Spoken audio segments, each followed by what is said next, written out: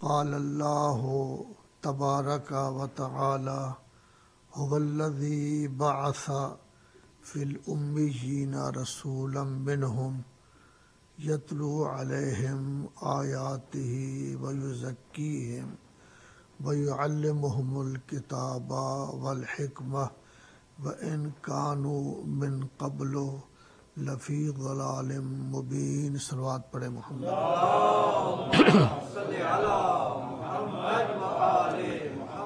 پھر بھی صلوات پڑھے محمد۔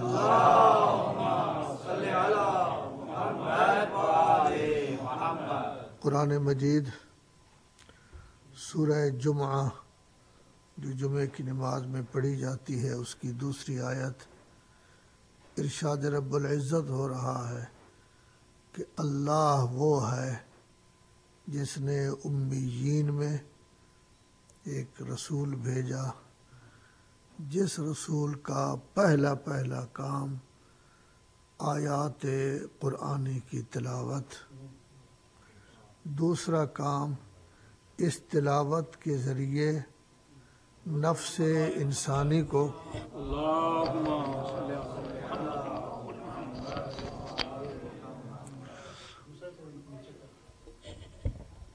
محمد وعلی محمد صلوات۔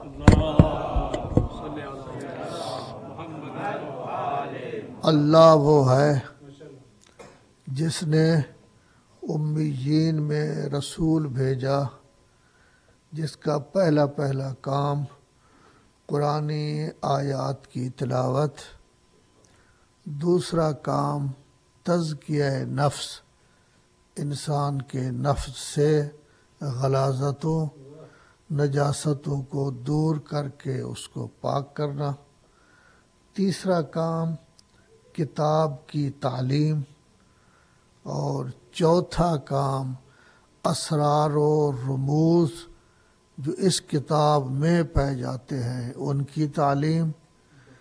فرمایا جا رہا ہے کہ اس سے پہلے لوگ کھلم کھلا گمراہی میں تھے، اللہ چاہتا ہے کہ آیات قرآنی سے ان کے نفس پاکیزہ ہو جائیں، کتاب کا علم حاصل کریں، اور کتاب اور حکمت کے اسرار و رموز کا انہیں علم ہو جانا چاہیے۔ صلوات پڑھے محمد وعلی محمد۔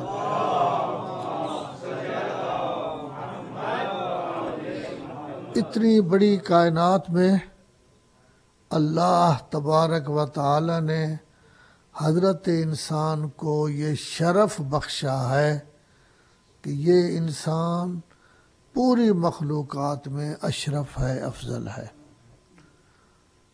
تو ظاہر ہے کہ جب پوری کائنات میں یہ افضل ہے، اشرف ہے، مکرم ہے، تو اس کو چاہیے کہ اس طرح کی زندگی بسر کرے کہ جس کو انسانی زندگی کہا جا سکے، یعنی اپنے آپ کو انسان بنا کر اس دنیا میں رکھے، جو بھی دیکھے وہ یہی سمجھے کہ شریف انسان ہے، اچھا انسان ہے، کسی کو اذیت نہیں دیتا، کسی کو تکلیف نہیں دیتا، کسی کا حق نہیں کھاتا، کسی کا حق نہیں مارتا، آج تک کسی کو اس نے دکھ نہیں پہنچایا، بیبا انسان ہے، اچھا انسان ہے۔ اس طرح انسان کو زندگی بسر کرنی چاہیے۔ اس کے لیے سب سے پہلی چیز جس کی ضرورت ہے کہ تلاوت قرآن اور اس طرح کی چیزوں سے اپنے آپ کو مہذب بنائے۔ ظاہر ہے کہ آپ بہتر جانتے ہیں مہذب تہذیب نفس، کہ اس کا نفس خرابیوں سے دور ہو جائے، غلاظتوں سے دور ہو جائے اور یہ مہذب بنائے۔ جب یہ مہذب بن جائے گا تو اللہ کا جو سیدھا راستہ ہے، جس کو صراط مستقیم کہا گیا ہے، یہ اس سیدھے راستے پر چل رہا ہوگا، اور یہ سیدھا راستہ پل صراط کے بعد اس کو سیدھا جنت میں پہنچا دے گا۔ تو سب سے پہلی چیز ہے تہذیب نفس۔ تو تہذیب نفس کے لیے ضروری ہے کہ اپنے آپ کو ان عیوب سے بچائے جن کی وجہ سے نفس پاکیزہ نہیں ہوتا، اور اپنے آپ کو ان صفات کے ساتھ آراستہ و پیراستہ کرے جس کی وجہ سے نفس پاکیزہ ہو جاتا ہے۔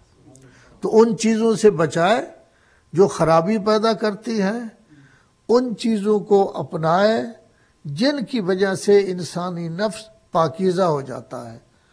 حضرت موسیٰ کو ارشاد ہوا، یا موسیٰ لا ترکن الی الدنیا رکون الظالمین، اے موسیٰ دنیا کی ضرورت تو ہے، خوراک کے لیے، لباس کے لیے، رہائش کے لیے، آرام کے لیے، راحت کے لیے یقیناً دنیا کی ضرورت ہے، دنیا کے لیے انسان کو کام کرنا چاہیے، لیکن لا ترکن الی الدنیا رکون الظالمین، دنیا کی طرف اس قدر مائل نہ ہو جا جس طرح ظالم لوگ مائل ہو جاتے ہیں۔ دنیا ملنی چاہیے خواہ کوئی غلط طریقہ ہو، دنیا ملنی چاہیے خواہ انسان ڈاکہ مارے، دنیا ملنی چاہیے خواہ وہ رشوت خور ہو، دنیا آنی چاہیے خواہ سود خور بن جائے، دنیا آنی چاہیے خواہ کسی کا حق مارا جائے، اس طرح نہیں، بلکہ انسان کو چاہیے کہ دنیا کی طرف متوجہ ہو، لیکن وظیفے کی حد تک کہ اس نے اپنی زندگی گزارنی ہے، اس کا وظیفہ ہے کہ اپنے لیے دنیا کمائے، تو وظیفے کی حد تک دنیا کمائے، ظالم نہ بنے، ایسا نہ کرے کہ لوگوں کے حقوق غصب کر کے اپنے لیے دنیا کو بڑھائے۔ اور پھر ارشاد ہو رہا ہے، وَعْلَمْ أَنَّ كُلَّ فِتْنَةٍ بَدْوُهَا حُبُّ الدُّنْيَا، اے موسیٰ تجھے علم ہونا چاہیے کہ اس دنیا میں جتنا فتنہ پایا جاتا ہے، جتنی خرابی پائی جاتی ہے، اس کی ابتدا ہے دنیا کی محبت۔ تمام خرابیوں کی جڑ دنیا کی محبت ہے، تمام فتنوں کی جڑ دنیا کی محبت ہے۔ وَلَا تَغْبِطْ أَحَدًا لِكَثْرَةِ الْأَمْوَالِ، اگر رشک کرنا ہے، ذہن میں یہ خیال رکھنا ہے کہ یہ چیز میرے پاس بھی ہونی چاہیے، تو رشک علم پر کریں، زہد پر کریں، تقوی پر کریں، شجاعت کے لیے کریں، کبھی مال کی وجہ سے آپ کو رشک نہیں کرنا چاہیے۔ تو گویا تہذیب نفس ہے اپنے وظیفے پر عمل، جو کام انسان نے اختیار کیا ہے اس کام کو صحیح انداز میں کرے، اس کو در حقیقت تہذیب نفس کہا جاتا ہے۔ صلوات پڑھے محمد و آل محمد۔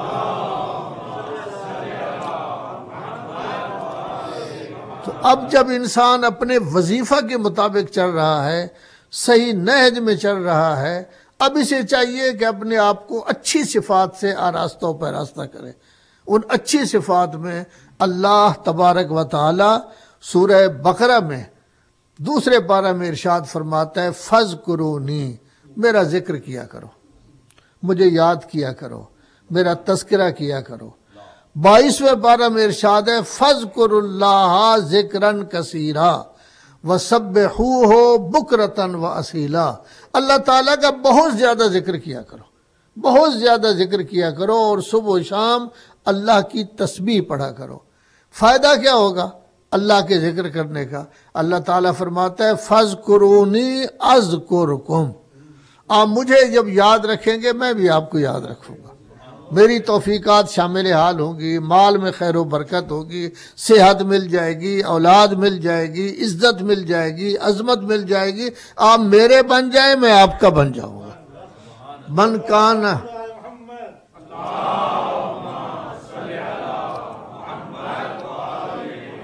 من کان للہ کان اللہ معہا، جو اللہ کا بنے معہو، جو اللہ کا بنے اللہ اس کا بن جائے گا۔ تو سب سے پہلا مرحلہ ہے ذکر خدا۔ اور کبھی اگر آپ تجزیہ کریں، ہم نمازیں پڑھتے ہیں، نمازیں ہماری واجب کتنی ہیں؟ 17 رکعت، نوافل، نماز شب، یہ سب ملا کے 24 گھنٹہ میں ہماری نمازیں بنتی ہیں 51 رکعت۔ تو 51 رکعت ہم نماز پڑھتے ہیں۔ نماز کے بعد ہم دعائیں مانگتے ہیں، وہ بھی عربی کی دعائیں ہیں۔ نماز کے بعد ہم زیارت بھی پڑھتے ہیں۔ اگر انسان غور و فکر کرے تو اس 24 گھنٹہ میں ہم اگر 51 رکعات پڑھیں، زیارت پڑھیں، جیسے ہمارا معمول ہے کہ ہم ہر نماز کے بعد زیارت پڑھتے ہیں، دعا مانگیں جیسے معمول ہے کہ دعا مانگی جاتی ہے، تو کبھی اگر آپ شمار کریں تو ان تمام رکعات میں اور دعا میں اور زیارت میں اللہ تبارک و تعالی کا اسم نام 4444 سے کچھ زیادہ ہے۔ تو اللہ تعالیٰ کہتا ہے میرا نام لو، لیکن 24 گھنٹے کے منٹ کتنے ہوتے ہیں وہ تو آپ کو پتا ہوگا نا، پڑھے لکھے لوگ ہیں کہ 24 گھنٹے کے منٹ کتنے ہوتے ہیں۔ تو 24 گھنٹے کے ہیں 1440 منٹ، لیکن اللہ فرماتا ہے میرا نام لو 4444 دفعہ۔ تو گویا اللہ یہ چاہتا ہے کم از کم ہر منٹ میں 2.5 دفعہ تو اس کا نام لے، اس کا تذکرہ ہونا چاہیے۔ لذا فرماتا ہے اذکروا اللہ ذکرا کثیرا۔ اس کا فائدہ کیا ہوگا؟ فائدہ یہ ہوگا کہ آپ مجھے یاد رکھیں گے، میں آپ کو یاد رکھوں گا اور تمام نعمتیں عطا کروں گا۔ صلوات پڑھیں محمد و آل محمد۔ اب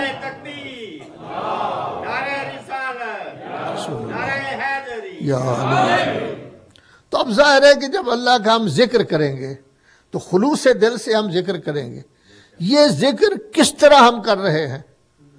اگر عمل کر کے ہم ذکر کر رہے ہیں یہ بھی توفیق اللہ نے دی، زبان سے ذکر کر رہے ہیں یہ توفیق اللہ نے دی، دل کی گہرائیوں میں ذکر کر رہے ہیں تو یہ توفیق اللہ نے دی۔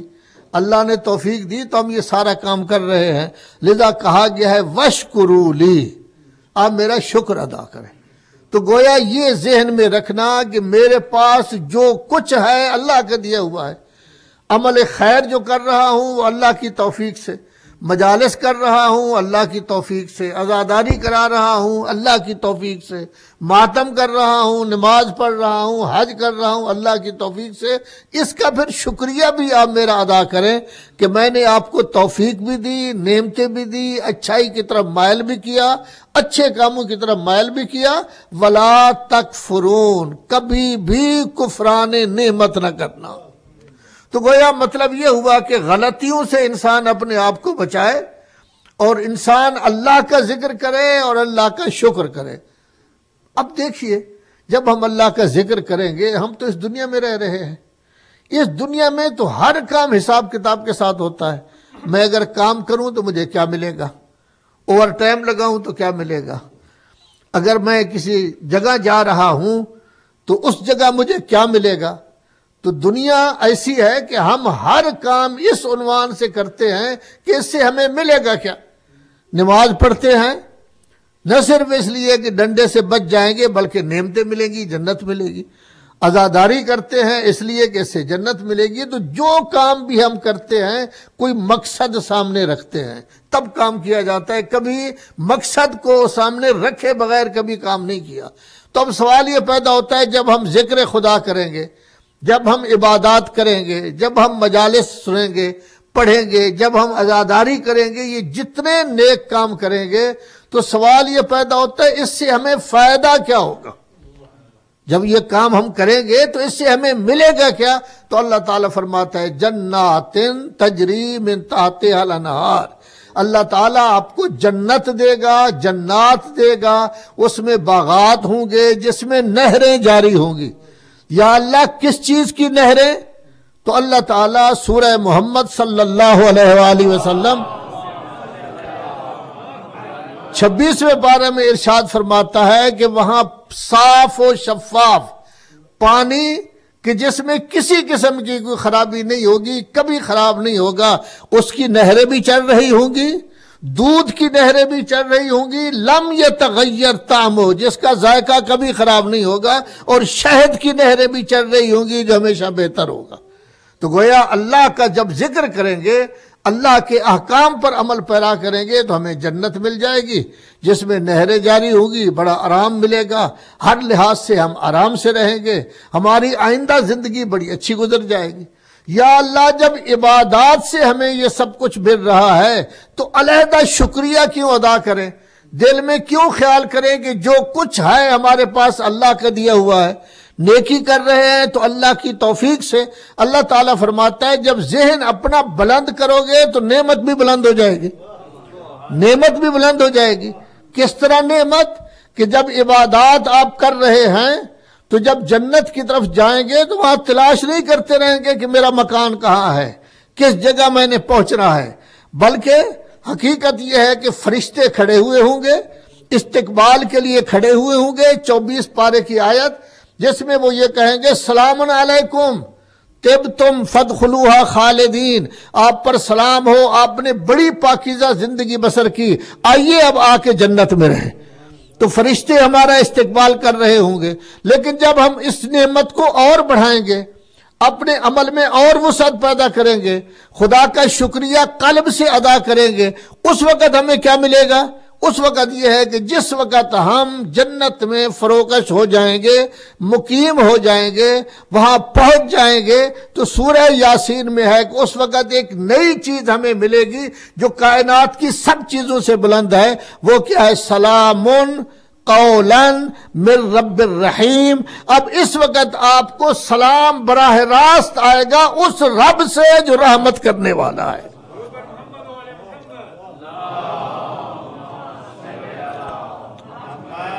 تو کتنا عظیم ہوگا وہ انسان جس کو رب الرحیم سلام کرے۔ سلام قولا من رب الرحیم۔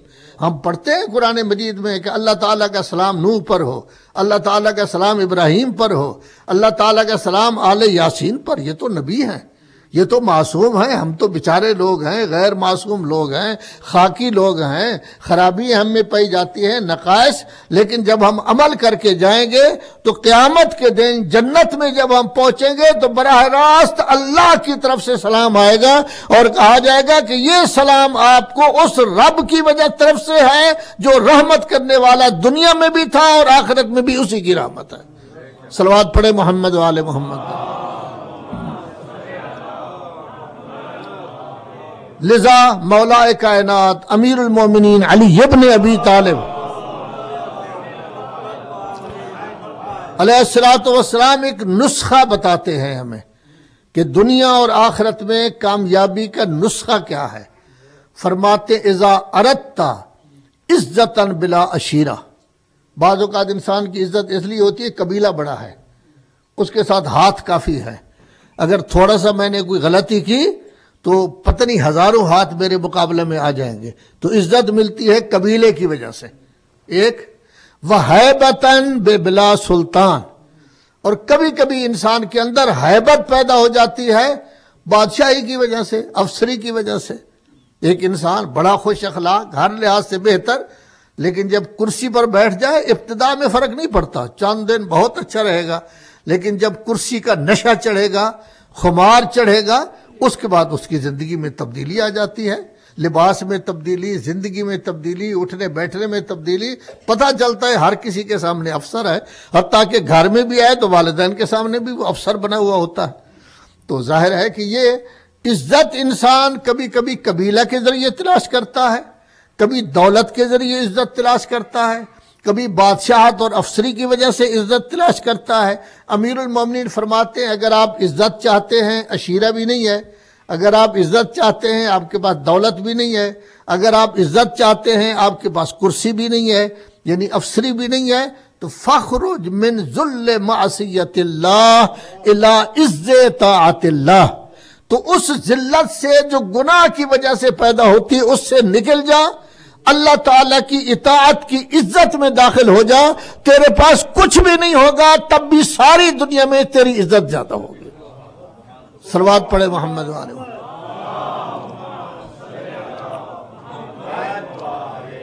تو پہلا مرحلہ ہے تہذیب نفس، کہ انسان اپنے وظیفے پر صحیح انداز میں عمل کرے، اور ساتھ ہی ساتھ کیا ہے، علم حاصل کرے۔ علم سے معرفت ہوتی ہے، علم سے روشنی ہوتی ہے، علم سے انسان کا اندر نورانی ہو جاتا ہے، انسان کا باطن نورانی ہو جاتا ہے۔ العلم نور یقذفہ اللہ فی قلب من یشاء۔ اب ظاہر ہے کہ جب علم حاصل کرے گا تو علم میں سب سے پہلی جس چیز کی ضرورت ہے وہ یہ ہے کہ جب یہ علم حاصل کر رہا ہے اسے بنیادی عقائد کا علم ہونا چاہیے کہ میرا عقیدہ کیا ہے، ایک دفعہ یہ ایک علم حاصل کر رہا ہے، بتوں کی پوجا کرتا ہے، گائے کی پوجا کرتا ہے، پتھروں کے آگے جھکتا ہے۔ اب ظاہر ہے انسان ہو کر پتھروں کے سامنے جھکنا، انسان ہو کر گائے کے سامنے جھکنا، انسان ہو کر ستاروں کے سامنے جھکنا، انسان ہو کر سورج کے سامنے جھکنا، یہ تو انسانیت کی تذلیل ہے۔ تو ایسی صورت میں سب سے بڑی چیز جو انسان کی بلندی کے لیے ضروری ہے وہ ہے عقیدہ توحید۔ عقیدہ توحید کا مطلب کیا ہوتا ہے کہ جب ہم کہیں گے لا الہ الا اللہ تو گویا اس کا مطلب یہ ہوگا کہ پوری کائنات میں کوئی چیز ایسی نہیں ہے کہ جس کے سامنے میں جھکوں، نہ مال و دولت کے سامنے جھکوں گا، نہ کسی شخص کے سامنے جھکوں گا، نہ کسی کرسی والے کے سامنے جھکوں گا، حتیٰ کہ اپنی خواہشات کے سامنے بھی نہیں جھکوں گا، بلکہ جو اللہ کا فرمان ہے اسی کے مطابق میں چلوں گا۔ اس میں کوئی شک نہیں، بہت بڑا نظریہ ہے یہ۔ عقیدہ توحید اسلام کی جان ہے، لیکن یہ عقیدہ توحید انسان کے لیے اس وقت مفید ہوتا ہے جب دل کی گہرائیوں میں پہنچ جائے، اور عقیدہ توحید اگر فقط گردن تک ہو تو پھر اس کا تو کوئی فائدہ نہیں ہوتا۔ ہم تمام مسلمان 115 کروڑ مسلمان لا الہ الا اللہ دن میں پتہ نہیں کتنی دفعہ کہتے ہیں، نمازوں میں پڑھتے ہیں، اذانوں میں کہتے ہیں، لیکن ہمارا عمل گواہی نہیں دیتا کہ ہم صرف اللہ کے سامنے جھکتے ہیں۔ اسی وجہ سے نتیجہ یہ ہے کہ پوری دنیا ہماری بادشاہ ہے، سب سے کم ہم ہیں۔ کبھی کوئی کسی کے سامنے جھک رہا ہے، کبھی کوئی کسی کے سامنے جھک رہا ہے۔ یہ ذہن ہی نہیں ہے ہمارا کہ اللہ کارساز ہے، اللہ مسبب الاسباب، یہ زبانی ہے۔ مگر نہ دیکھیں یہی ہوتا ہے جی، کامیابی تب ہے جب وہ ہمارا ساتھ دے، کامیابی تب ہے جب وہ ہمارا ساتھ دے، اللہ کا اس میں نام نہیں آتا۔ تو سب سے پہلی چیز عقیدہ توحید یہ جان اسلام ہے کہ انسان یہ خیال کرے کہ کائنات کا خالق اللہ، کائنات کا رازق اللہ، قوتوں کا مالک اللہ، اگر اللہ چاہے تو ہر غلط چیز مجھ سے دور ہو سکتی ہے، اگر اللہ چاہے تو مجھے نعمتیں مل سکتی ہیں، بیمار ہے تو اللہ چاہے تب بھی شفا ہو سکتی ہے، وگرنہ پوری دنیا کے ڈاکٹر جمع ہو جائیں تب بھی کسی قسم کی شفا نہیں ہوگی۔ مجھے نقصان نہیں ہو سکتا، مجھے آرام نہیں مل سکتا، جتنی چیزیں بھی ہیں تمام قوتوں کا سر چشمہ اللہ ہے۔ تو سب سے پہلا یہ نظریہ انسان کا ہو تو اس کا مطلب یہ ہے کہ یہ عقیدہ توحید اس کی دل کی گہرائیوں میں موجود ہے۔ اسی لیے دوسرے پارہ میں اللہ تعالیٰ ارشاد فرماتا ہے والذین آمنوا اشد حبا للہ، جو مومن ہوتے ہیں ان کو شدید ترین محبت ہوتی ہے اللہ کے ساتھ، ہر چیز چھوڑ سکتے ہیں، اللہ کو نہیں چھوڑ سکتے۔ یہ پہلا مرحلہ۔ دوسرا مرحلہ ظاہر ہے کہ اللہ نے ہمارے پاس تو نہیں آنا، اللہ نے انبیاء اولیاء بیان کیے۔ کتنے بڑے فخر کی بات ہے کہ ہمارے لیے وہ نبی بنائے گئے جو تمام انبیاء کا سردار، ہمارے لیے اس نبی کو نبی بنا کر بھیجا گیا کہ اگر وہ نہ ہوتا تو کائنات ہی نہ ہوتی۔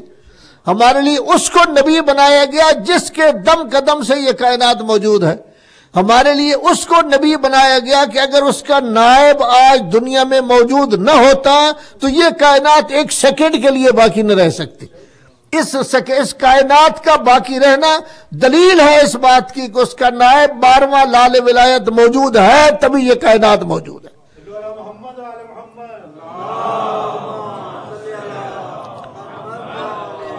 تو عقیدہ توحید کے بعد عقیدہ نبوت، قل ان کنتم تحبون اللہ فاتبعونی یحببکم اللہ، میرے حبیب ان لوگوں سے کہہ دو اگر اللہ کی محبت کے دعوے دار ہو تو محبت میں مخلص تب بن سکتے ہو جب میرے نبی کی اطاعت کرو۔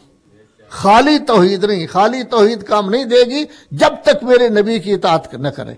اب سوال یہ پیدا ہوتا ہے کہ جب اللہ کی توحید کے ہم قائل ہو گئے تو نبی کی اطاعت سے ہمیں نئی چیز کیا ملے گی؟ اللہ تعالیٰ فرماتا ہے یحببکم اللہ، پہلے آپ اللہ سے محبت کرتے تھے، میرے نبی کی اطاعت کرتے جاؤ گے، اب اللہ کے محبوب بن جاؤ گے۔ صلوات پڑھے محمد والے محمد پر۔ اب ظاہر ہے کہ 11 ہجری میں حضور چلے گئے، اب اس کے بعد کوئی نہ کوئی ہونا چاہیے جس کے سامنے ہم جھکے، تو اس کے لیے اللہ تعالیٰ تیسرے نمبر پر ارشاد فرماتا ہے کہ نبی کی محبت کے بعد ضروری ہے محبت اہل بیت علیہم الصلوۃ والسلام۔ قل لا اسألکم علیہ اجرا الا المودۃ فی القربى، سورہ شورى 25واں پارہ۔ میرے حبیب ان لوگوں سے کہہ دو کہ میں آپ سے کچھ بھی نہیں چاہتا، میری رسالت کا اجر یہی ہے کہ میرے اہل بیت سے محبت کی جائے۔ اب سوال یہ پیدا ہوتا ہے کہ ہم نے اللہ کی توحید کو قبول کیا، ہم نے اللہ کے ساتھ محبت رکھی، ہم اللہ کے محبوب بھی بن گئے نبی کی اطاعت سے، تو اور ہمیں کیا ملے گا؟ اہل بیت کی محبت سے۔ تو اللہ تعالیٰ ارشاد فرماتا ہے وَمَن يَقْتَرِفْ حَسَنَةً، جو شخص یہ خوبی اپنے اندر پیدا کر لے گا، یعنی اہل بیت کی محبت، وَمَن يَقْتَرِفْ حَسَنَةً نَزِدْ لَهُ فِيهَا حُسْنًا، اس کا حسن دوبالا ہو جائے گا، سونے پہ سہاگا ہو جائے گا۔ تو یا اللہ اہل بیت کی محبت سے فقط حسن دوبالا ہوگا، فقط یہی ہوگا کہ سونے پہ سہاگا ہو جائے گا؟ اللہ تعالیٰ فرماتا ہے نہیں نہیں، انہو غفور شکور۔ جب نبی کی محبت تھی اس وقت اللہ فرماتا تھا بخشوں گا رحمت کی وجہ سے، اور جب اہل بیت کی محبت ہو جائے گی تو اللہ فرما رہا ہے میں بخش بھی دوں گا اور آپ کا شکریہ ادا کروں گا کہ اہل بیت کی محبت آپ کے دل میں ہے۔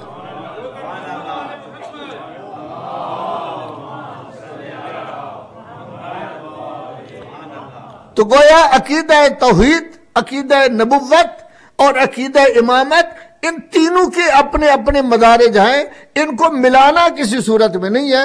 نہ کوئی اللہ کا مقابلہ کر سکتا ہے، نہ رسول اعظم کے مقابلے میں کوئی آ سکتا ہے، نہ اہل بیت کے مقابلے میں، ان کا اپنا اپنا درجہ ہے۔ اہل بیت اور اللہ جو کچھ کریں گے، جو کچھ کہیں گے وہ وہی ہوگا جو اللہ تعالیٰ کا حکم ہے، اپنی طرف سے انہوں نے کچھ نہیں کہنا۔ لذا ان کی نمائندگی ایسی ہے کہ ان کا قول، ان کا فعل، بلکہ ان کی مشیت بھی مشیت خدا کے تابع ہے۔ صلوات پڑھیں محمد و آل محمد پر۔ تو اب انسان کو چاہیے علم کے ساتھ ساتھ معرفت حاصل کرے، یہ عقائد، لیکن یہ ہے کہ ان عقائد کا اثر عملی زندگی پر ہونا چاہیے۔ عمل سے پتہ چلے کہ میں یہ عقائد رکھتا ہوں، انسانی عمل یہ بتائے کہ ہم توحید کے قائل ہیں، ہم نبوت کے قائل ہیں، ہمارے دل میں اہل بیت کی محبت پائی جاتی ہے۔ اس کے لیے حضرت امام رضا علیہ السلام کا ارشاد گرامی ہے کہ جب آپ مخلص ہیں اسلام میں، عقیدہ توحید، عقیدہ نبوت، عقیدہ اہل بیت رکھتے ہیں، تو کم از کم 5 چیزیں آپ کے عمل سے، کم از کم 7 چیزیں آپ کے عمل سے ظاہر ہونی چاہیے۔ مختصراً ذکر کر رہا ہوں، کم از کم 7 چیزیں آپ کے عمل سے ظاہر ہونی چاہیے تاکہ پتہ چلے کہ توحید و نبوت و اہل بیت کے ہم قائل ہیں۔ سب سے پہلی چیز طبیعت میں نرمی اور رحمت۔ ہر وقت جو ہے پیشانی پر بل نہیں ہونی چاہیے، لڑائی جھگڑے کے موڈ میں نہیں ہونا چاہیے، ہر وقت تحور کے موڈ میں نہیں ہونا چاہیے، بلکہ رحمت، چونکہ رحمت للعالمین کا ماننے والا ہے، لذا طبیعت میں نرمی آنی چاہیے، رحمت آنی چاہیے، ہر کسی پر آرام سے پیش آئے، ہر کسی کے ساتھ آرام سے پیش آئے، محبت سے پیش آئے، گھر والوں کے ساتھ آرام و محبت سے پیش آئے، نوکروں پر ظلم نہ کرے، کسی اور پر ظلم نہ کرے، حتیٰ کہ جانوروں پر بھی ظلم کرنا ناجائز ہے، خام خواہ ان کو ڈنڈے مارنا ٹھیک نہیں، طبیعت میں نرمی ہونی چاہیے۔ اسی لیے 4 پارہ میں اللہ تعالیٰ کا ارشاد ہے فَبِمَا رحمت من اللہ لنت لہم، اے میرے حبیب یہ اللہ کی رحمت تھی کہ آپ نرم خو ہیں، آپ کی طبیعت میں نرمی پائی جاتی ہے۔ وَلَوْ كُنْتَ فَظًّا غَلِيظَ الْقَلْبِ لَانفَضُّوا مِنْ حَوْلِكَ، یہ آپ کے ارد گرد جو لوگ بیٹھے ہیں، اگر آپ تند خو ہوتے، غصے والے ہوتے، ہر وقت ان کو ڈانٹنے والے ہوتے، تو کوئی بھی آپ کے پاس نہ بیٹھتا۔ یہ سب اس لیے بیٹھتے ہیں کہ آپ رحمت للعالمین ہیں، آپ سب کے لیے رحمت ہیں، اسی واسطے ارد گرد ہر وقت آپ کے سامنے لوگ بیٹھے ہوتے ہیں۔ صلوات پڑھیں محمد و آل محمد پر۔ تو سب سے پہلی چیز ہمارے عمل سے ظاہر ہونی چاہیے رحمت۔ اس رحمت کے آثار سب کے لیے واضح ہونے چاہیے، نہ یہ کہ انسان باہر انتہائی شریف ہے، بیبا آدمی ہے، لوگ اس کی بڑی تعریف کرتے ہیں، لیکن جب گھر میں داخل ہوتا ہے تو پتہ چلتا ہے یہ فرعون آ گیا ہے۔ نہیں، اس طرح نہیں، گھر ہو باہر ہو کسی قسم کا کوئی فرق نہیں ہونا چاہیے۔ یہ پہلا مرحلہ۔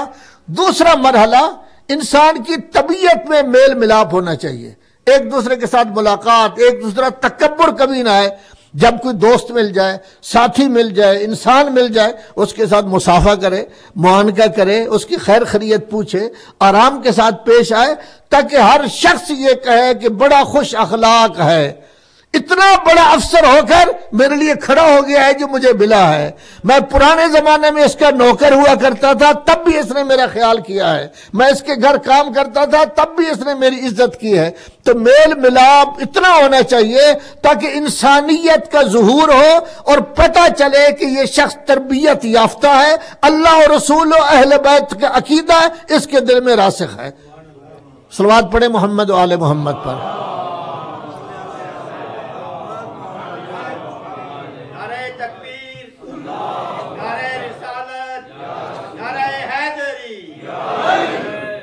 تیسری چیز کہ جب لوگ بیٹھے ہوئے ہوں تو یہ بھی جب آئے تو یہ نہیں ہے کہ نمایاں جگہ تلاش کرے کہ میں بڑا آدمی ہوں، مجھے فلاں جگہ بیٹھنا چاہیے، نہیں، اس طرح نہیں۔ جہاں لوگ بیٹھے ہوئے ہیں، اگر زمین پر بیٹھے ہوئے ہیں زمین پر بیٹھ جائے، اگر فرش پر بیٹھے ہوئے ہیں فرش پر بیٹھ جائے، غرباء بیٹھے ہوئے ہیں تب ان کے ساتھ بیٹھ جائے، فقراء بیٹھے ہوئے ہیں تب ان کے ساتھ بیٹھ جائے، غریب آدمی بیٹھے ہوئے ہیں یہ نہ دیکھے کہ میرے کپڑے خراب ہو جائیں گے، ان کے ساتھ بیٹھ جائے۔ اس کو کہتے ہیں فقراء غرباء کے ساتھ ہم نشینی، اور یہی کردار رسول اعظم صلی اللہ علیہ وآلہ وسلم کا تھا، اور یہی کردار اہل بیت علیہ السلام کا تھا۔ اب انسان جتنا بڑا بننا چاہتا ہے ان بزرگواروں کی پاؤں کی خاک بھی نہیں بن سکتا۔ وہ تو فقراء و غرباء کے ساتھ بیٹھ جاتے تھے، زمین پر بھی بیٹھ جاتے تھے۔ اسی زمین میں تو ہم نے جانا ہے، وہاں بستر تو نہیں بچھا ہوا ہوگا، وہاں گدے نہیں لگے ہوئے ہوں گے، وہاں فرنیچر تو نہیں ہوگا، اسی زمین پر ہم نے جانا ہے، اسی زمین سے ہم پیدا ہوئے ہیں۔ پھر انسان گھبرائے کیوں کہ میں نیچے کیوں بیٹھوں، میں تو نہیں بیٹھ سکتا، یہ میری مزاج کے خلاف ہے، طبیعت کے خلاف ہے۔ نہیں، ایسی بات نہیں ہے، بلکہ جہاں بھی اس کو بیٹھنا پڑے فقراء و غرباء کے ساتھ۔ روایت میں ہے کہ جب فقراء و غرباء بیٹھے ہوئے تھے، انہوں نے امام حسن مجتبی علیہ السلام کو دعوت دی، تشریف رکھے اور ہمارے ساتھ کھانا کھائے، تو حضرت مٹی پر بیٹھ گئے، لیکن فرمایا تمہارا کھانا صدقے کا ہے اس لیے میں کھا نہیں سکتا۔ تو گویا طبیعت ایسی ہونی چاہیے، تکبر نہیں ہونا چاہیے، فخر نہیں ہونا چاہیے، غرور نہیں ہونا چاہیے، میل ملاپ بھی ہو، اور جہاں نیچے سے نیچے جگہ پر بیٹھنا پڑے تب بھی وہ بیٹھ سکے، اس وقت یہ کہا جائے گا کہ اس عقیدہ میں پختہ ہے۔ چوتھی چیز یہ ہے کہ جب وہ اہل بیت کو مانتا ہے تو جو چیز اس کے اندر ہے اس کو چھپا کے نہ رکھے، اس کا باقاعدہ اظہار کرے، اہل بیت کے فضائل کا تذکرہ کرے، اہل بیت کی سیرت کا تذکرہ کرے، نبی اعظم کے فرامین کا تذکرہ کرے، اور خصوصاً یہ تذکرہ جوانوں کے سامنے، جو زیادہ بوڑھے ہو جاتے ہیں ہم جیسے، وہ ایک پختہ ہو جاتے ہیں، ایک گویا کہ ایک جگر پر، ان کا اس جگر سے ہٹنا بڑا مشکل ہوتا ہے۔ 40 سال کے بعد بڑھاپا شروع ہو جاتا ہے، جب اس کے بعد جتنا زیادہ بڑھاپا ہوتا جائے گا، کوئی چیز کہیں جیسی اس کی عادت ہو گئی ہے وہ عادت کبھی نہیں چھوٹے گی۔ لیکن جوان آدمی، اس کا دل صاف ہے، اس کا دل خالی ہے، ہر چیز کو قبول کرتا ہے، لذا حکم دیا گیا کہ جوانوں کی طرف زیادہ توجہ کرے، ان کو بتائے دین کیا ہے، ان کو بتائے اہل بیت کیا ہیں، ان کو ان کی عظمت کا اظہار ان کے سامنے کرے۔ کیوں؟ اس واسطے کہ وہ خیر کو تیزی کے ساتھ قبول کرنے والے ہیں، بوڑھے آدمی اس طرح خیر کو قبول نہیں کرتے۔ صلوات پڑھے محمد والے محمد پر۔ تو پہلی چیز رحمت پائی جانی چاہیے، نرم خوئی، دوسری چیز میل ملاپ ہونا چاہیے، تیسری چیز غرباء و فقراء کی ہم نشینی ہونی چاہیے، چوتھی چیز جو کچھ سمجھتا ہے اہل بیت کی محبت، ان کے فرامین، ان کا اظہار ہونا چاہیے، مبلغ بن جائے، باقاعدہ تذکرہ کرے، جہاں بھی بیٹھے اہل بیت کا تذکرہ کرے، رسول اعظم کی سیرت کا تذکرہ کرے تاکہ لوگ اس کی طرف مائل ہوں۔ پانچویں چیز جو ہے کہ اس میں مخلوق خدا کی محبت پائی جانی چاہیے، یعنی مخلوق خدا کی محبت اتنی ہو کہ مخلوق خدا میں کوئی بھی اس کے سامنے ہے اس کی عزت کرے، اس کا احترام کرے، اس کا خیال کرے۔ کیوں؟ 15ویں پارے میں اللہ تعالیٰ ارشاد فرماتا ہے وَلَقَدْ كَرَّمْنَا بَنِي آدم، ہم نے اپنی آدم کی اولاد کو باعزت بنایا ہے، اس کو ہم نے فضیلت دی ہے۔ تو ظاہر ہے کہ فقط میرے لیے یا آپ کے لیے نہیں، یہ سب کے لیے ہے۔ تمام بنی آدم مکرم ہیں، تمام معزز ہیں، تمام محترم ہیں، تو اس کے اندر یہ خوبی پائی جانی چاہیے کہ انسان کا بحیثیت انسان احترام کرے۔ اسی واسطے رسول اعظم صلی اللہ علیہ وآلہ وسلم کو قرآن مجید میں حکم دیا جا رہا ہے وَخْفِضْ جَنَاحَكَ لِمَنِ اتَّبَعَكَ مِنَ الْمُؤْمِنِينَ، آپ کے جو پیروکار ہوں گے، مومن پیروکار کر رہے ہیں، آپ اپنے پہلو کو ان کے لیے نرم کریں، ان کی عزت کریں، ان کا احترام کریں۔ چنانچہ جب بڑے بڑے چودھریوں نے یہ کہا یا رسول اللہ، تو میں کہہ رہا ہوں کہ ہم آپ پر ایمان لانے کے لیے تیار ہیں، لیکن آپ کو چاہیے کوئی سٹیٹس بھی تو دیکھے نا۔ ہم چودھری لوگ ہیں، بڑے لوگ ہیں، رؤسا ہیں، آپ کے پاس یہ بیچارے غریب فقیر بیٹھے ہوتے ہیں جن کے کپڑوں سے بدبو آ جا رہی ہوتی ہے، ایک ہفتہ نہاتے بھی نہیں ہیں، پرانے کپڑے ہیں، گندے کپڑے ہیں، پھٹے پرانے کپڑے ہیں۔ ہم یہ نہیں کہتے کہ آپ ان کے ساتھ نہ بیٹھے، ہم کہتے ایک ٹائم ہمیں تھوڑا سا دے دیں، خاص سارے دن میں آدھ گھنٹہ دے دیں۔ آدھ گھنٹہ میں کہہ رہا ہوں، روایت کی لفظ نہیں، اس میں یہ ہے کہ تھوڑا سا ٹائم ہمیں دے دیا کریں، وہ ٹائم خصوصی ہو، اس میں اور کوئی آدمی موجود نہ ہو، ہم حاضر ہیں ایمان لانے کے لیے تیار۔ لیکن ان جو ہماتڑ ساتھی ہیں، اس طرح کے لوگ، ان کے ساتھ ہم نہیں بیٹھ سکتے۔ اب ظاہر ہے کہ حضور نے جب یہ کلمہ سنا تو ابھی جواب نہیں دیا تھا۔ 7واں پارہ سورہ انعام میں فوراً آیت آئی وَلَا تَطْرُدِ الَّذِينَ يَدْعُونَ رَبَّهُمْ بِالْغَدَاةِ وَالْعَشِيِّ يُرِيدُونَ وَجْهَهُ مَا عَلَيْكَ مِنْ حِسَابِهِمْ مِنْ شَيْءٍ وَمَا مِنْ حِسَابِكَ عَلَيْهِمْ مِنْ شَيْءٍ فَتَطْرُدَهُمْ فَتَكُونَ مِنَ الظَّالِمِينَ۔ اے میرے حبیب، ان لوگوں کے کہنے کی وجہ سے جو لوگ صبح و شام اللہ کی عبادت کرتے ہیں، اپنی محفل سے کبھی ان کو نہ اٹھانا۔ باقی اللہ تعالیٰ فرماتا ہے کسی کو میں نے کم دیا ہے مال، کسی کو زیادہ دیا، یہ میرا کام ہے، آپ کا کام نہیں، یہ میرا کام ہے۔ اور اس کے بعد باقاعدہ دھمکی دی گئی ہے حضور کو فَتَطْرُدَهُمْ، اگر آپ نے ان کو اپنی محفل سے اٹھایا فَتَكُونَ مِنَ الظَّالِمِينَ، تو گویا نقصان میں ہوں گے آپ۔ حضور کو کہا جا رہا ہے قرآن مجید متوجہ، یعنی سورہ انعام میں کہا جا رہا ہے کہ ان کو اپنی محفل سے نہ اٹھانا۔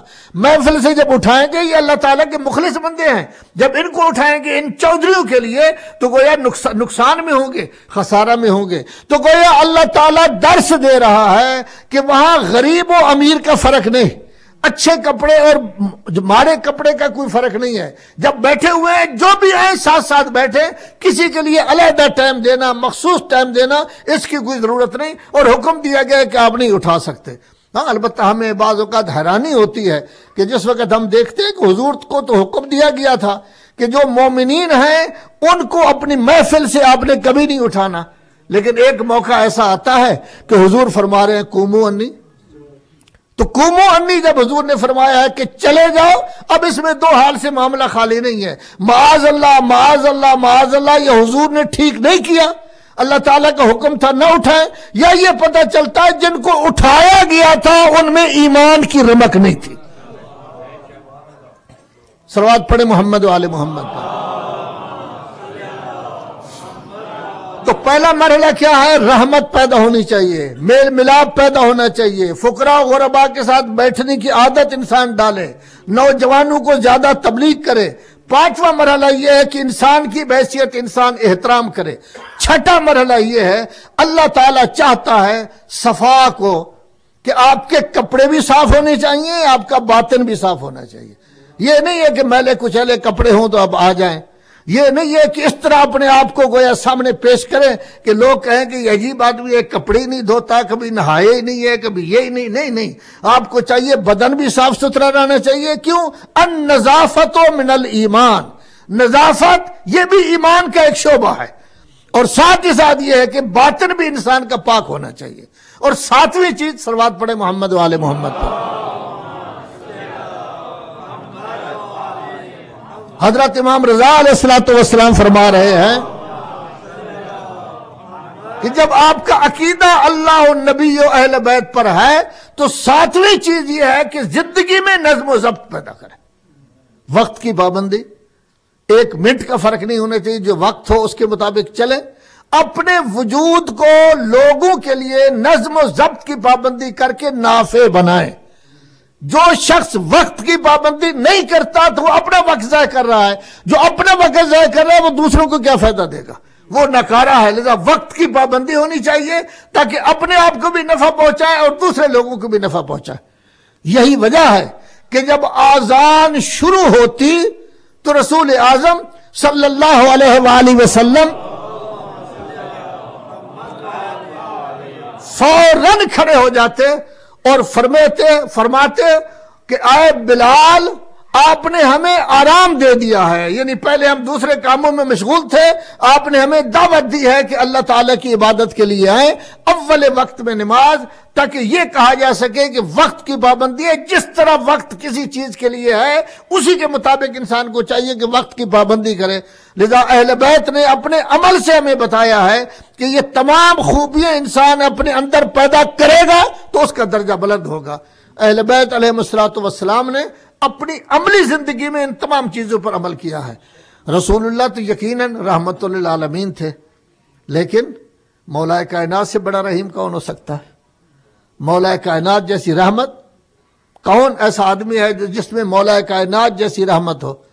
2 سال پہلے آپ کے اسی امریکہ میں میٹنگ تھی، نائب وزیر خارجہ کے ساتھ ہو رہی تھی، جس میں اہل سنت کے علماء بھی تھے اور اس میں بھی تھا. زیادہ سے زیادہ 5 آدمی تھے، 4 وہ تھے اہل سنت اور 1 میں تھا.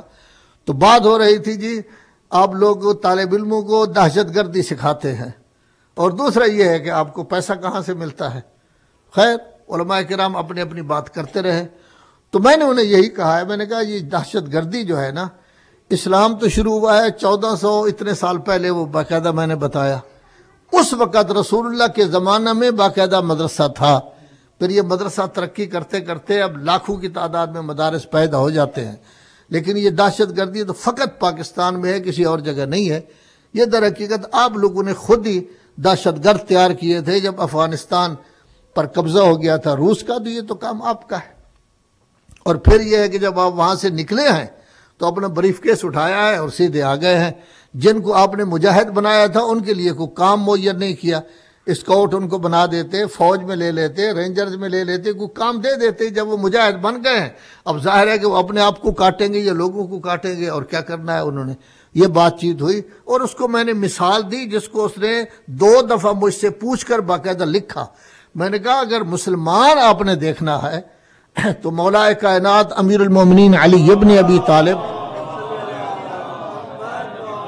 کائنات میں واحد شخصیت ہیں کہ قاتل سامنے کھڑا ہے. لوگ تو کچا چبا جاتے ہیں نا اپنے قاتل کو یا اپنے بزرگ کے قاتل کو. سامنے کھڑا ہے، جب دیکھتے ہیں کہ اس کے ہونٹ خشک ہیں تو فرماتے ہیں جو دودھ اور شربت آپ مجھے پلا رہے ہیں اس کو بھی پلاؤ. تو باقاعدہ 2 دفعہ اس نے مجھ سے پوچھا اور لکھا اس کو باقاعدہ. میں نے کہا کیا مسلمان بھی کبھی دہشت گردی کرتے ہیں؟ ہمیں تو تعلیم یہی دی گئی ہے کہ اپنے قاتل کو بھی شربت پلاؤ. تو یہ رحم دلی کا ایسا اعلیٰ مظاہرہ ہے کہ جس کا مظاہرہ نہ اس سے پہلے کسی نبی ولی نے کیا تھا نہ اس کے بعد کوئی کرے گا. جیسا مظاہرہ امیر المومنین نے کیا کہ فرمایا کہ میرے قاتل کو بھی شربت پلاؤ، میرے قاتل کو بھی دودھ پلاؤ کہ اس کا جو ہے ہونٹ جو ہے وہ خشک ہو رہے ہیں. تو اہل بیت نے ہمیں درس دیا ہے کہ اے انسان، اسلام پر اگر عمل پیرا ہونا ہے تو رحم دلی بھی پیدا کرنی ہوگی، اوقات کی پابندی بھی کرنی ہوگی، عبادات کی پابندی بھی کرنی ہوگی.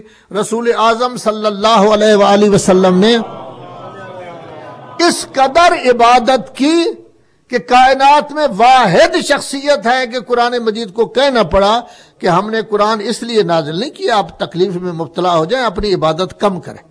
سورہ مزمل آپ پڑھتے ہیں.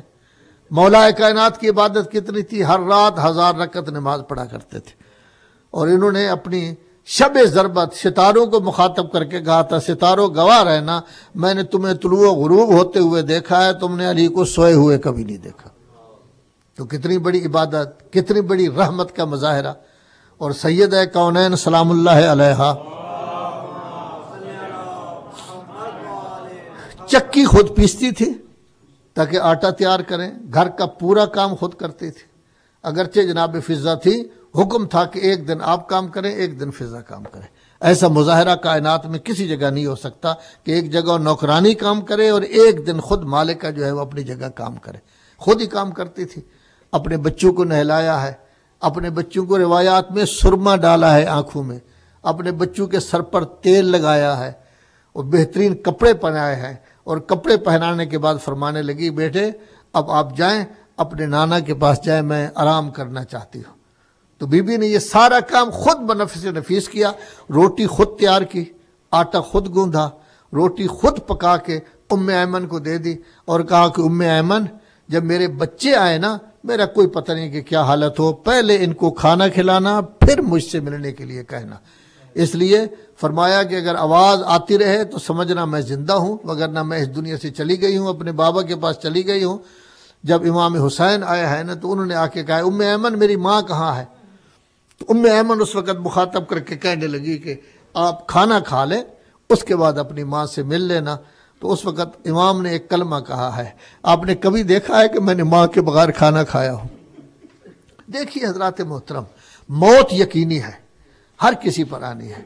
ایک دفعہ یہ ہے کہ کوئی ایسی بیوی فوت ہو جاتی ہے جس کی 80 سال کی عمر ہے، 90 سال کی عمر ہے، بچوں کی شادی کر دی ہے، پوتے دیکھے ہیں، نواسے دیکھے ہیں، پوتیاں دیکھی ہیں۔ ایک دفعہ ایسا ہے کہ کوئی ایسی بیوی چلی گئی ہے کہ جس کے ایک آدھ بچے کی شادی رہ گئی ہے، تو لوگ کہتے ہیں کاش یہ شادی کر کے چلی جاتی، اپنا کام ختم کرتی۔ لیکن عزاداروں، زہرا کا سن تو 18 سال 3 مہینے کا، 18 سال 3 مہینہ تو بچی کہلاتی ہے، 18 سال 3 مہینے کا سن ہے، چھوٹے چھوٹے بچے ہیں۔ اور اپنے بابا کی وفات کے بعد صورت یہ ہو گئی تھی کہ بی بی عصا کے سہارا کے بغیر نہیں چل سکتی تھی۔ کیا بی بی کو کوئی مرض تھی؟ کوئی مرض نہیں تھی، کوئی بیماری نہیں تھی، بابا کی وفات تک بالکل صحیح تھی، کوئی تکلیف نہیں تھی۔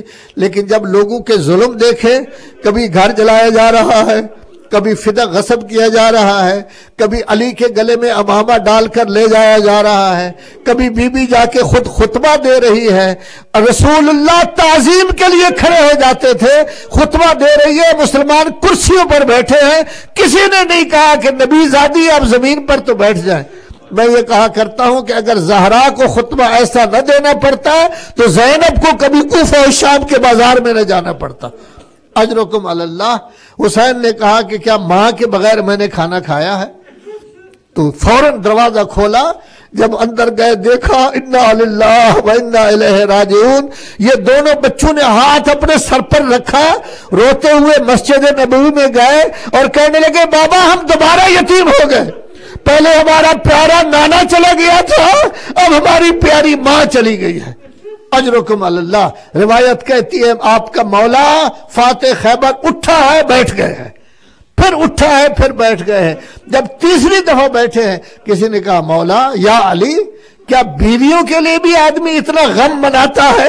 تو اس وقت حضرت نے ایک تاریخی کلمہ کہا، کیا زہرا جیسی بھی کسی کی بیوی تھی؟ کیا زہرا جیسی بھی کسی کی زوجہ تھی؟ زہرا جیسی کسی کی بیوی یا زوجہ تھی؟ اب مولا آئے ہیں، آپ ہمیشہ سنتے رہتے ہیں، صرف 2 کلمے سن لیں، وقت زیادہ ہو گیا ہے۔ مولا آئے ہیں اور کفن دے دیا ہے جب، تو اس وقت بچوں سے کہا آؤ بچوں اپنی ماں کا دیدار کر لو۔ روایت میں نے دیکھا ہے زینب آئی ہے، سر جھکا ہوا ہے، پائٹی کی جانب بیٹھ گئی ہے، سر نیچے کر کے رو رہی ہے۔ حسن آئے ہیں اور آ کے اپنی ماں کے سرہانے کھڑے ہو گئے ہیں اور گریہ کر رہے ہیں، لیکن حسین ایک کونے میں کھڑے ہو گئے۔ پیارا بابا کہہ رہے حسین آؤ اپنی ماں کا آخری دیدار کر لو، لیکن حسین کہتے میں خود نہیں آؤں گا جب تک میری ماں مجھے نہیں بلائے گی۔ علامہ مجلسی کہتے انت فحنت و مدت یدا ہے کہ اس وقت بد کفن ٹوٹ گئے، ایک چیخ بلند ہوئی اور آواز آئی او میرے پیارے بیٹے آ جاؤ۔ اب حسین نے اپنی ماں کو پیار کر رہے ہیں، گلے لگے ہوئے ہیں، گریہ ہو رہا ہے کہ ملائے اعلیٰ سے آواز آتی ہے یا علی اپنے بچوں کو جدا کر لو، فرشتوں نے تسبیح چھوڑ دی ہے۔ اب حسین کو مولا نے کس طرح جدا کیا ہوگا؟ میں عرض کرتا ہوں کاش میدان کربلا میں دیکھتے کہ 4 سالہ بچی بابا کی لاش کے ساتھ لپٹی ہوئی ہے، شمر آ کے تماچے مارتا ہے، اس وقت بچی یہ کہتی ہے کہ آپ کیا بچوں کو اس طرح اٹھایا جاتا ہے؟ تو حسین آپ کو بڑے پیار سے اٹھایا گیا، لیکن ہے تیری بچی۔ لعنت اللہ علی القوم الظالمین وسیعلم الذین ظلموا ای منقلب ینقلبون۔ اللہم بحق محمد وانت المحمود، اللہم بحق علی وانت الاعلی، اللہم بحق فاطمۃ الزہراء وانت فاطر السماوات والارض، اللہم بحق الحسن وانت المحسن، اللہم بحق الحسین وانت قدیم الاحسان۔ خدایا محمد و آل محمد کا واسطہ ہماری یہ مختصر سی عبادت قبول فرما۔ خدایا محمد و آل محمد کا واسطہ اس مختصر سی عبادت کا ثواب کثیر عطا فرما۔ خدایا تجھے اپنی عزت و جلالت کا واسطہ تمام مومنین کی حاجات پوری فرما، سب گھروں میں خیر و برکت عطا فرما، سب کے رزق میں وسعت پیدا فرما، فریادیوں کی فریاد رسی فرما، مشکلات میں پڑے ہوئے لوگوں کی مشکلات حل فرما۔ خدایا تجھے محمد و آل محمد کی عظمت و جلالت کا واسطہ ہمارے گناہ معاف فرما، ہمارے والدین کے گناہ معاف فرما، ہمارے دوست احباب متعلقین کے گناہ معاف فرما۔ خدایا محمد و آل محمد کا واسطہ بانیان مجلس کی توفیقات میں اضافہ فرما، جس مقصد کے لیے مجلس کا انعقاد ہوا ہے اس مجلس کو پورا فرما۔ خدایا تمام مرحومین کو اعلیٰ علیین میں جگہ عطا فرما، ڈاکٹر صاحب کی والدہ مرحومہ کے درجات بلند فرما، ہماری والدہ مرحومہ کے درجات بلند فرما۔ آیت اللہ بہجت بہت بڑے مجتہد تھے، عالم تھے، ان کی وفات ہوئی ہے، خدایا محمد و آل محمد کا واسطہ ان کے درجات اور بلند فرما۔ علامہ عقیل ترابی مرحوم کے درجات اور بلند فرما، کرنل سید مختار حسین نقوی مرحوم کے درجات بلند فرما۔ خدایا ہم سب کے مرحومین کو اعلیٰ علیین میں جگہ عطا فرما۔ خدایا اس ادارہ سے مربوط جو لوگ تھے اب اس دنیا میں نہیں رہے ان سب کے درجات بلند فرما، اس ادارہ میں آنے والے جو نہیں رہے ان کے درجات بلند فرما، موجودین کی توفیقات میں اضافہ فرما، اس ادارہ کو دن دگنی رات چگنی ترقی عطا فرما، اس ادارہ کو سب کے لیے نافع اور مفید بنا۔ خدایا تجھے اپنی عزت و جلالت کا واسطہ بے اولادوں کو اولاد نرینہ عطا فرما، صاحبان اولاد کی اولاد کو نیک و صالح فرما، مرحومین کو اعلیٰ علیین میں جگہ عطا فرما، اسلام کا بول بالا فرما، ہمارے امام زمانہ کا ظہور جلد فرما، ملت مسلمہ کی مشکلات امام کے صدقہ میں دور فرما۔ خدایا تجھے اپنی عزت و جلالت کا واسطہ ہم سب کو سوائے اپنے کسی کا محتاج نہ بنا، بحق محمد و آلہ۔